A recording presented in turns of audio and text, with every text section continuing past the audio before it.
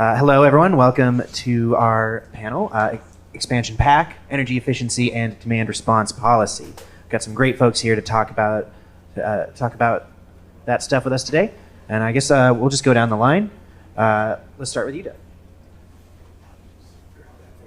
Hi, everybody. I'm Doug Lewin, President of Stoic Energy Consulting, and I think I'm on this panel mostly because I've spent a good part of my career working on energy efficiency from being a legislative staffer. We're just talking to Elizabeth Brock. We actually, from Centerpoint, we actually overlapped there for a little while, and worked on it back then, and then was executive director of SPEER for a number of years, where NOAA is now, worked for Clear Result for a while, and now have the pleasure of working with a lot of great organizations working to expand energy efficiency, and excited to have this discussion with this great group. Hi, everybody. It's really exciting to be here. My name is Anita Ledbetter, and I'm the executive director of Build San Antonio Green. I guess I've been around a minute, too. We were just talking to old friends. I used to work for Texas Engineering Experiment Station, doing mostly military work, DoD stuff, but almost 19 years ago, I came to our nonprofit and have been executive director ever since, and we are an official partnership of the City of San Antonio, CPS Energy in Bexar County, and we work with builders and developers to build green homes. We've done about 30 million square feet, and we have about 25 million square feet under construction today. All right, good afternoon. Rick Luna. I'm Director of Technology and Product Innovation for CPS Energy. So the team that I lead, we oversee all of our energy efficiency, solar and demand response programs for utility, and been with CPS since 2005 and working on DR and things like that since 2009. So been around a while, and we're all interrelated some way or another. Anita helps us run a program for new home construction, and of course we've been active in SPEER for many years. So Clear Result is an implementer for us. So there's lots of interconnections here, but happy to be here and talk about today's topic. Thank you, Rick. My name's Noah Oakes. I'm with SPEER, as Doug mentioned. I'm the new state and local policy manager there. SPEER is one of 6 regional energy efficiency organizations, and we focus a lot, obviously, on energy efficiency as a resource in both Texas and Oklahoma through our policy programs, our high-performance buildings, our local governments, and things like that. So, excited to be here. Awesome. Yeah, well, thank you all for being here. Looking forward to the discussion. So let's start just at the top. How are utilities and customers alike looking differently at energy efficiency and demand responses capabilities expand? And Rick, as the utility, I'll give you first crack at it.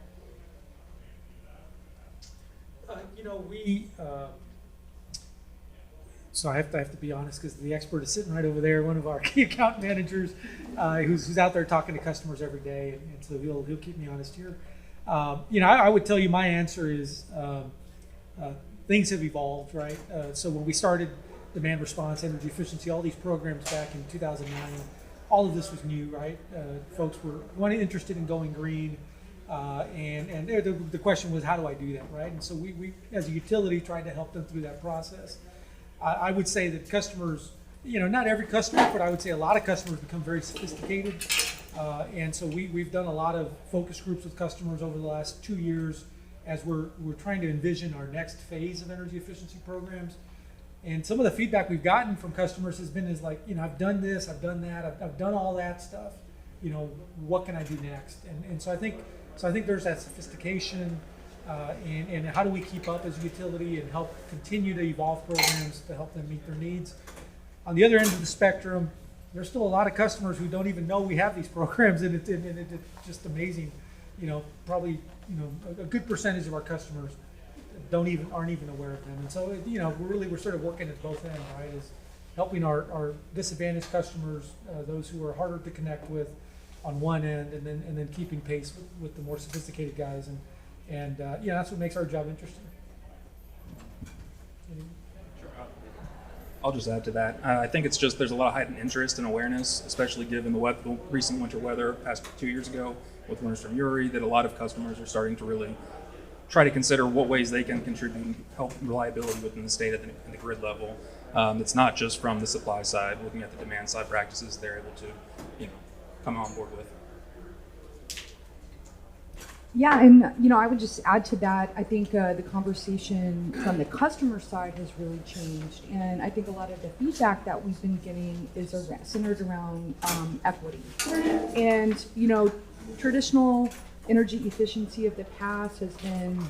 I mean, I know CPS Energy. We've spent $800 million to $857 million, somewhere in that ballpark, and we've done an amazing job at it through the STEP program.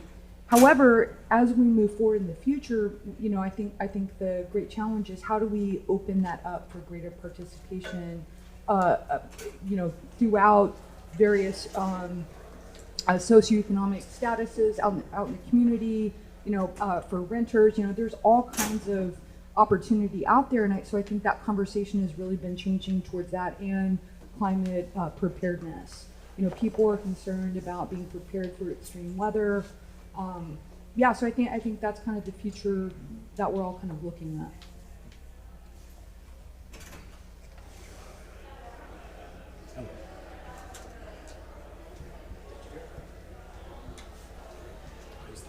All right, sorry about that. Great comments all, and Rick, I just want to pick up on what you were saying, that the programs are evolving, and I think that's a really interesting way to think about it. I think one of the most important things we have to think about in terms of energy efficiency and demand response right now is that the power system is already looking so different than what it has looked like at any point in its past, and that is going to accelerate. Tomorrow there's a report coming out from UT Energy Institute about what Texas would look like, a couple different scenarios for net zero, and all of them include a whole lot more renewables than we have already in Texas, and we have a lot of renewables already. So I think we all have to get our heads around energy efficiency actually might mean, I know this is heresy to some people working on energy efficiency, might mean using more at certain times. And right? That's not energy efficiency. Energy efficiency is using less, right?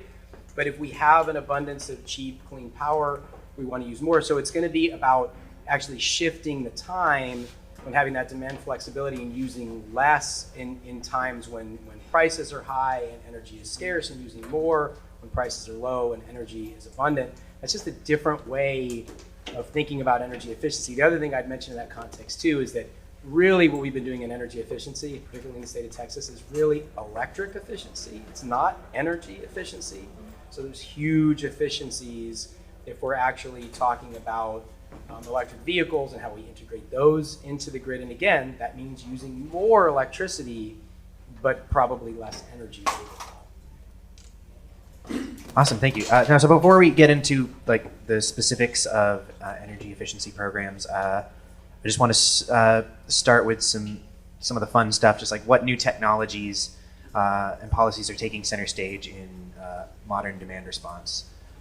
Let's start with Noah. Sure. So I think one of the ones actually Doug alluded to a little bit is that demand flexibility and utilizing smart thermostats and smart metering, and having buy-in from consumers who can utilize their demand response methods and actually potentially get paid for it in a rebate if that's something that could be put into policy for residential customers, since we see it with industrial customers as well.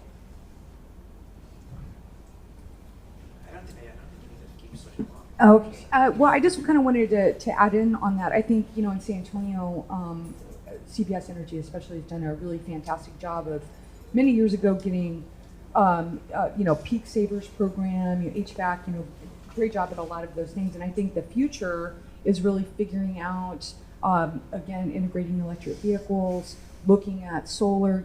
I think the future is also having demand response solar.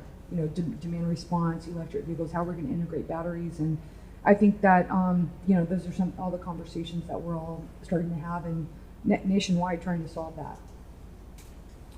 Yeah, if I can add to that, I think that's a great point. We've been looking at, again, we're going through this process of figuring out what is our next phase of our program look like for the next, 5 years or 10 years. And so we've talked to a lot of folks. I think part of it is technology. Obviously, electric vehicles, energy storage, all those kinds of things are out there. But I think the other part that's interesting to us is behavioral things, gamification, ways to present information to customers. I think there's a lot of new solutions and tools and software but then how do you develop that into a program? I think that's sort of the trick, right? Is how do you make it easy and adaptable to a customer? And so I think there's a lot of stuff coming our way, and we'll be rolling out a bunch of new stuff hopefully in the next few years, and just kind of taking it to that next level. Just one quick follow-up. What did you mean by gamification of demand response? I've not heard of a program like that. We, for example, run a program that we've partnered with O-Power, and so every summer we send alerts to our customers on a peak day, the day before a peak day. And so if we know it's coming, we'll get on the news stations. We have digital billboards, and we send messages to customers, and we tell them tomorrow's a peak day, please reduce. Now the gamification piece comes on the back end. Is the day after the event, we alert customers on how they ranked relative to their peers, right? And so you get a score, right? So if you're number one, you did the best out of your 100 peers. And we've been doing this for 3 years. First time we did it, we thought we sent 100,000 of these alerts out, and everyone thought we were calling them to collect money, right? You got a big old freak out. But we figured it out, and working with some partners, we now do it regularly. We do it probably 8 to 10 times a summer, and we get about 30 megawatts of demand reduction. And it's all driven by people competing, that they want to do better than themselves the last time or better than their neighbor. And so I think, that's a small program. I mean, it's something that's worked well for us, but I think it's just the tip of the iceberg, right? And I think there's a good example this morning of electric vehicles, and, you send people a message if there's a peak. I mean, I think those kinds of things would be sort of the next step for me is how do you use information, to give people some tips at the right time so that they can take some action. I was going to, also kind of mention, I think what's really interesting too is that I think, we've all kind of realized that we can't have a one-size-fit-all solution, and it's really diversification that is our strength. I mean, there's a lot of cheddar out here to get, but we're not going to have, we're not going to be as effective unless we really create programs that are going to hit all of those tips, And I think that's what is exciting right now. I would say, we talk so much about technology, but to Rick's point earlier, I think a lot of it is just putting things together in the right way, and and having options for people for them to participate. I mean, and I had asked the gamification question since we're theming the conference around gaming. So Doug, let's start getting into our energy efficiency discussion. To tease the broad strokes, the three aspects of energy efficiency that I'm interested in are about resilience and decarbonization and equity. So let's start with resilience. How can energy efficiency programs help utilities become more resilient? How can they be better tailored? So it's a great question, and obviously, sitting here in Texas, a lot of people in the room. How many in the room are from Texas? All right. So how many lost power during the storm last February? Yeah, 2 hands up. Yeah, a lot of hands raised. So, it was a pretty catastrophic event, right? And there's been a lot of discussion about what caused the outages. And most of the focus is typically on supplies. We talk a lot about weatherizing power plants, and we talk a lot about weatherizing natural gas supply, wind turbines, et cetera. The demand side was every bit as much of a factor. We would have needed 77 gigawatts, but we could not come close to serving that. A study out of Texas A&M estimated it was actually 82. So without going too far down this sort of rabbit hole, because we can talk about this a long time, but the thing that drives it more than anything is residential heating. And in Texas, we have most homes were with a design value for a heat pump to heat down to 42. And then for resistance heat to kick in. That resistance heat, and this is in the FERC and NERC official report, there's a graph in there from UT Energy study that shows a home in Texas on a 14-degree day uses between 2 to 4 times as much power as that same home uses on a 100-degree day in the summer. So think about that for a minute, right? I mean, that we designed. Can you repeat that, please? Yeah, a home in Texas at 14 degrees Fahrenheit uses 2 to 4 times the power that same home uses on a 100-degree day. So, I mean, this is a huge problem. And by the way, it is maybe not completely unaddressed. Maybe there's some utilities that are addressing this, but at a statewide level, it is basically completely unaddressed. So if we can address that, it increases resiliency. It also obviously lowers costs for customers. It has all sorts of benefits. And by the way, the newer heat pumps that are designed to operate well down to 0 and even below 0 are often variable speed, so you can put them into demand response programs, right? And what I mean by that, and then I'll stop and turn it over to others, but like, you know, your AC right now basically has 2 speeds, right? It's on, it's off. And with a variable speed, you can run it at 20%, 50%, 80%, slide it up and down.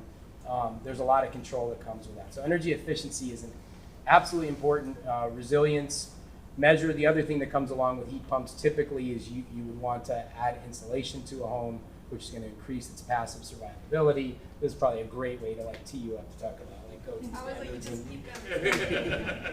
I did not pay this guy, by the way. Yeah, no, I was just going to add, I mean, you know, I'm going to talk a little bit from the green building perspective, right? So, you know, a Build San Antonio green home is like at minimum entry level, 15% more efficient than code. That's just one piece of it, right? So it's energy, it's water, it's site, it's materials, it's indoor air quality.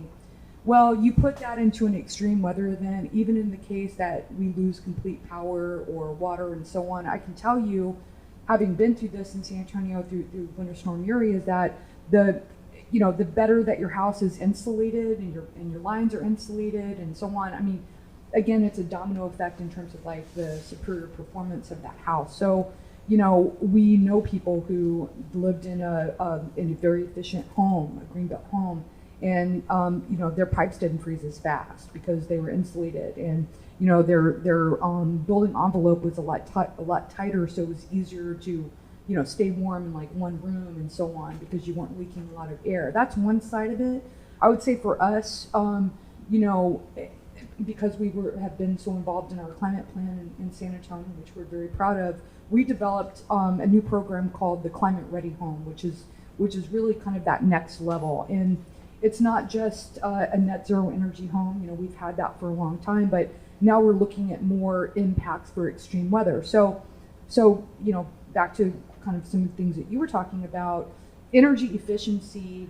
You know, that conversation is changing towards like energy resilience, not only in terms of like batteries and you know, solar and you know, we'll have to tell you that we're #1 in Texas in solar, and we're 5 in the nation in San Antonio. It really is about things like, for example, we don't want the roof to melt off the side of the building or building materials. So starting to look at things that are going to have more heat preparedness aspects, that are going to, you know, have purification systems for your water in case something happens where it get contaminated, you know, purification systems for our indoor air. There's a lot of things that are coming, I think, down the line that people want, that are that next generation of energy efficiency.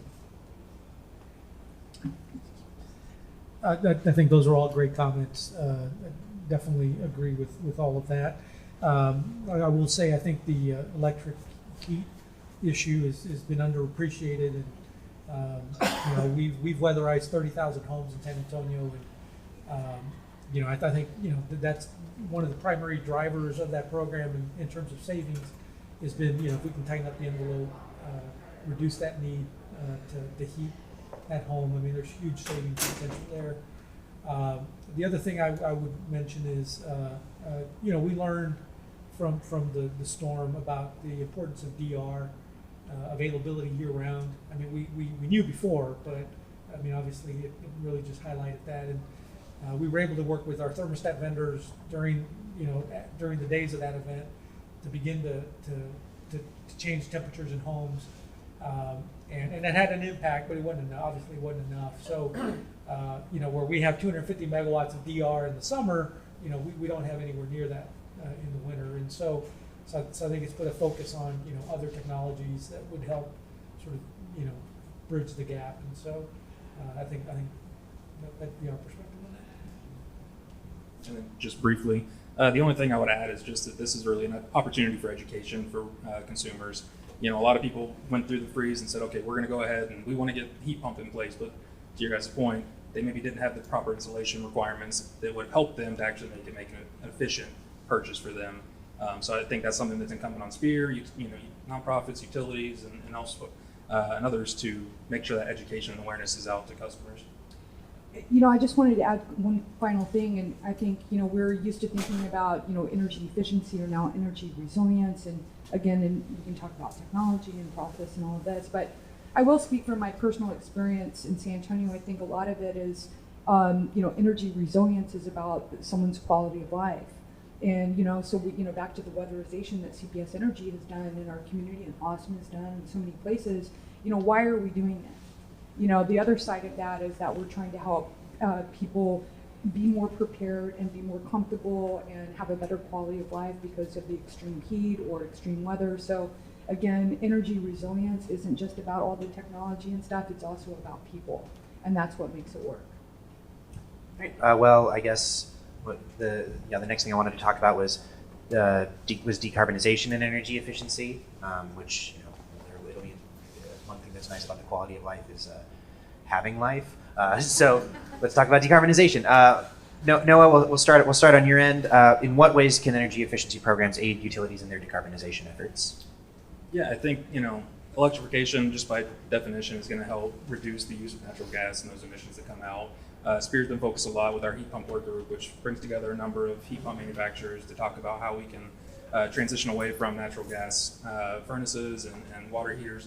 I think that's one of the big ways that we're looking at trying to educate and get that information out. I also know across the country there are other, that's definitely something that you're seeing happen. I just read an article the other day in California. They've pumped in another $40+ million for electric water pump heaters, water heaters, to kind of help install and make sure that they are getting those electricity, decarbonization benefits. Yeah, it's right in line, right? Energy efficiency reduces emissions. We quantify that every year in our reports when we publish. The benefits of energy efficiency, emissions is right up there. Maybe I'm teeing it up for Anita. She was more involved in this than I was, but I believe in the inventory that was done for San Antonio, buildings was number 2 or number 1 or number 2 of carbon emissions or sources. And so we're directly related and tied into that. And as we think about the future of our programs, that's definitely a driver, is aligning with our climate action plan, making sure that we're helping to advance the progress there. And that was a great cue up, Rick. I would say that, the SA Climate Ready Plan, which I was very proud to be a part of, and you were also a big part of it too. I would say that there are two sides to it, right? So there's mitigation, which is what we traditionally been talking about in terms of climate change. We have to mitigate our contribution to climate change through decarbonization. But there's the other side of it, which is something I think we're very passionate about, which is the adaptation piece of it. And so I've seen that conversation really change. That's where equity comes in. That's where focusing on like someone's quality of life. I'll say this, energy efficiency can really go that next leg if somebody has that magic checkbook. We've been looking for it for a long time. You can write a big check. Everyone can do everything they need to do in their homes on some level. And so really that existing homes and existing buildings, we all know this, and transportation, those are going to be the big game changers, I think. And really, I think that conversation has really been reframed away from just mitigating or decarbonizing to adaptation and equity. I'll take both. So energy efficiency just has to be part of any decarbonization effort. I think it is in most places that are, intentionally decarbonizing. Obviously, in Texas, at a state level where I spend a lot of my time doing work, there is no intention to decarbonize. Happily, energy efficiency also supports the goals that are on the table, which are reliability and affordability. And I think one of the things we're going to see for energy efficiency to really take it to that next level for decarbonization, and you talk about like where's that magic checkbook, like where's the money for this, is as we are progressing. To come back to that term evolution, there's a lot of evolution underway. The concept of what energy efficiency is, and even like this, that we have energy efficiency and demand response. That like I think these things are going to converge and kind of become more kind of one thing as we go through, even as they're a little slightly different. I think another thing we're going to see more and more of is actually getting more and more granular about how we measure energy efficiency and measure the time value of energy efficiency. Because where I kind of started a little earlier, like that, like, you know, there's going to be times we want to use more energy, and certainly times we want to use less. We've got to get more granular about measuring the energy efficiency benefit, whether that's energy efficiency like insulation or windows, or whether it's some kind of demand response like smart thermostat, or cycling a hot water heater, or a pool pump, or charging an EV. We've got to be able to measure when that value was delivered and where, and that's the key to monetizing it. I think also kind of a big thing that we all have to think about. I think the game has radically changed in so many ways that we keep talking about, and one of those ways is, you know, we have to keep up with consumer demand, because we can have all the plans in the world, but tomorrow everybody wakes up and says I want this, and we have to be ready for it. And I think that has really changed in the last 10 years or 15 years working with our utility in San Antonio. I've seen that change, and so, you know, technology is coming, you know, faster and faster, and so really it's consumer demand is what's going to shape. Before, I think we were setting goals and trying to meet them. I think consumer demand is meeting us in the middle. Yeah, that's very true. So yeah, you know, speaking of the people, let's talk about how these kinds of programs, how energy efficiency and also demand response can help create energy equity. Because, you know, you can insulate, you know, people who can afford to insulate their house a bunch, people who can afford an EV or a little battery in their backyard or solar panels on their roof, like they're gonna be better off. But we don't want to leave behind people who are gonna, you know, have to pay a higher percentage of their income because they're renters who can't insulate their house. So how can we make sure that, you know, energy efficiency isn't a luxury, and how can we design these programs to be equitable? I'm just going to jump to Anita because I can see she's ready. Yeah, I'm still waiting for that big checkbook to, you know, fall down here. I mean, you know, listen, you know, I don't know.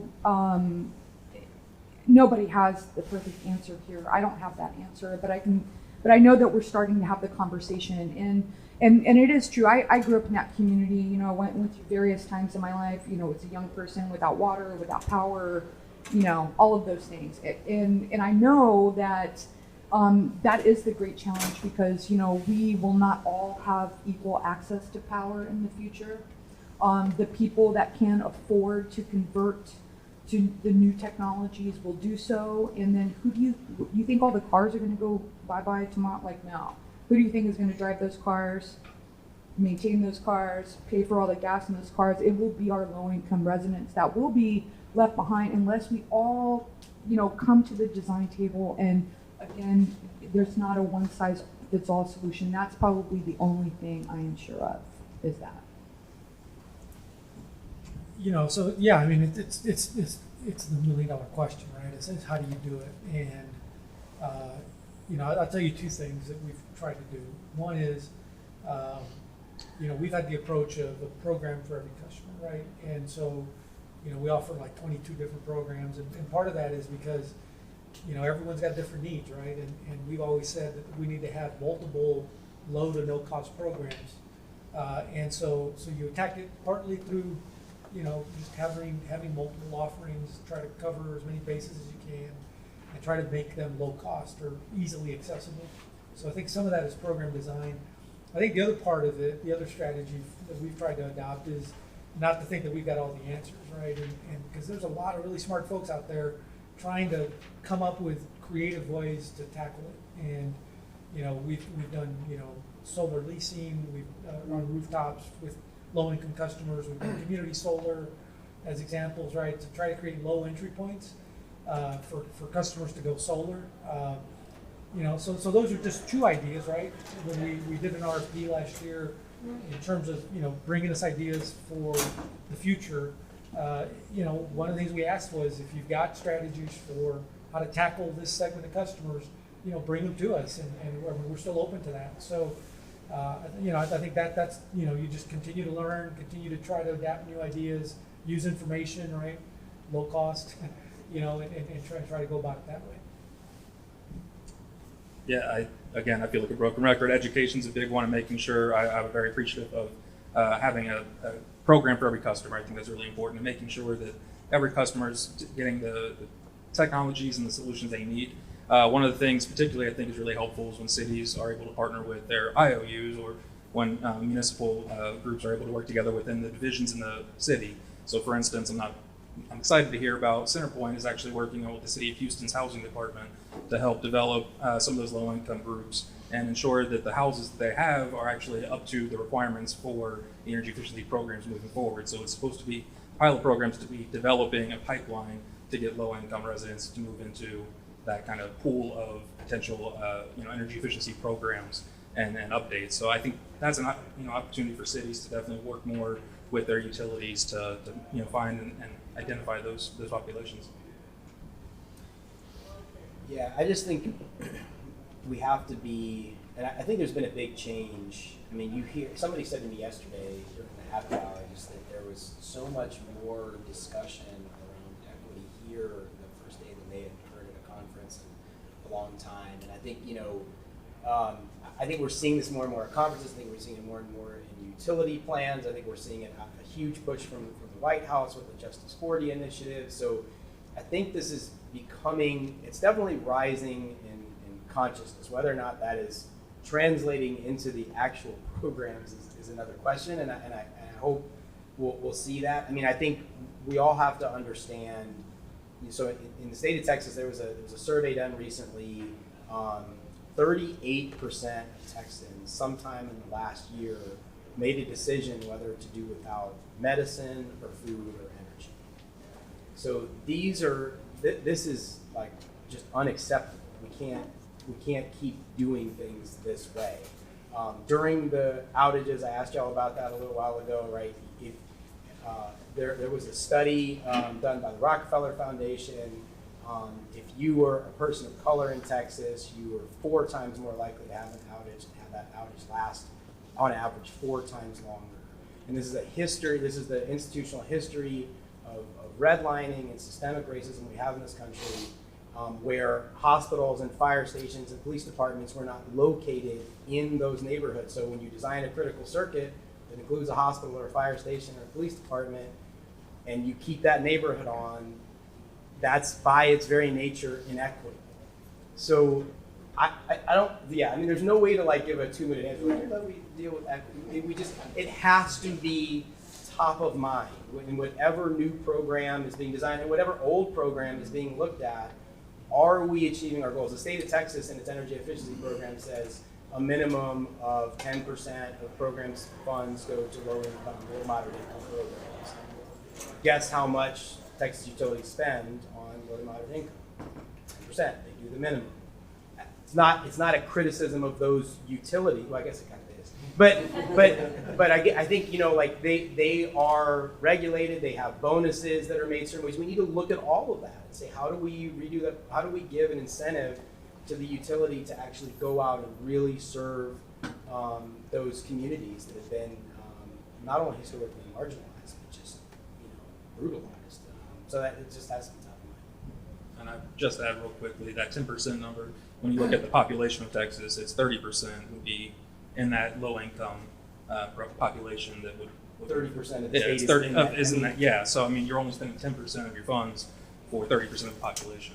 So. I mean, that's all very very interesting. I mean, I'm not from Texas, so I learned a lot there. Also, this isn't what the conversation is about, but I like community solar programs. That's something that you can do.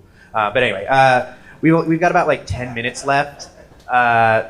we gonna get some audience questions. I see a hand already in the I back. think this is for Rick and Anita.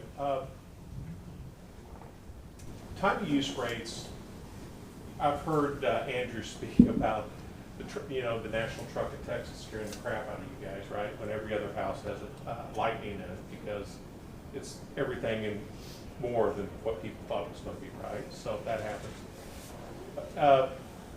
Wouldn't it seem like you would really want to incentivize with really, cheap rates at night when you've got that, that base load power going for them to do that, and really charge a lot more during the day so people don't get home at 5:30 at night and everybody plugs that truck in on a 100-degree day? Yeah. So Drew Higgins, I think is who you're referring to. Yes. He's kind of our time of use guy, and he's in here somewhere. There he is. He's right there. So he could probably talk to you more about the time of use piece of that. I will tell you that so there's sort of a debate, right? Whether time of use is the way to go, or is it more of a managed charging, rebate type situation? Well, we're trying both, right? And so right now we've got 2 pilots where we offer customers a rebate either to allow us to control when they charge their vehicle, or we give them a bill credit if they only charge at off-peak hours. So it's not quite time of use, but it's kind of along the same lines. What we have found, and now, we're talking under 200 customers, so it's not a huge population. What we found is most people prefer to let us take charge of it, and it's probably like 80 to 20% So let you trickle charge it. let us, either trickle or stop the charging during the peak, right? And then they can charge at night.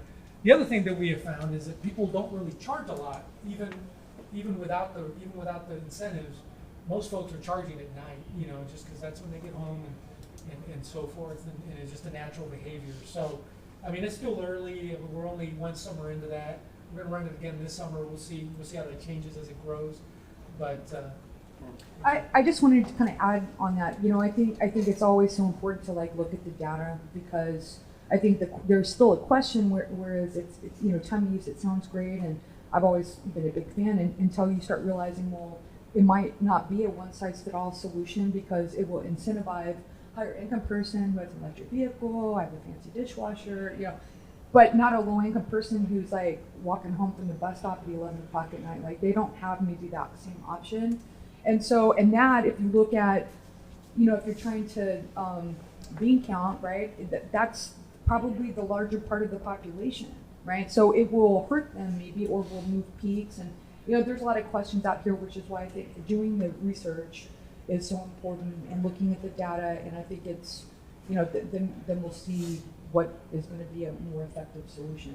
Yeah, if I could just, one more thing on that, right? So I've been doing programs for a while, right? And one absolute thing I've learned is you got to get people's attention and keep it. And that's really, really hard. And I think the challenge with time of use rates that I've seen is that you get their attention, but then you lose. People just aren't programmed to think about their rate every day. And so that's where we tend to do incentives where it's a one time a year. Like when we do a DR incentive, right? You get paid one time a year. At the end of the year, well, you'll notice it, and so the next summer you're looking for it, right? And that's how we try to keep you engaged. So, that not to say it can't work. I just, I think that'd be sort of my Rick, that incentive is for y'all to be able to manage the charging. That's what you're paying them for. Right. Okay. Yes, I wanted to piggyback on my fellow Texans' comment about the F-150 Lightning. That truck's bi-directional, so it can move power from the truck. The Silverado will be bi-directional. The new ID Buzz, the Volkswagen product, the van, was announced here 2-3 weeks ago at the South by Southwest Festival. It will too be bi-directional, as will Lucid. Nissan Leaf has been bi-directional in the country since 2013.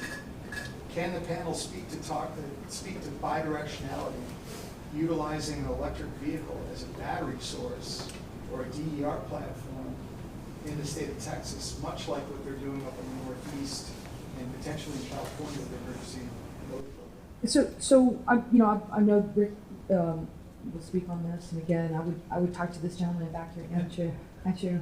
I would say just very quickly that this is what I meant earlier when we talk about this future vision of demand response EV.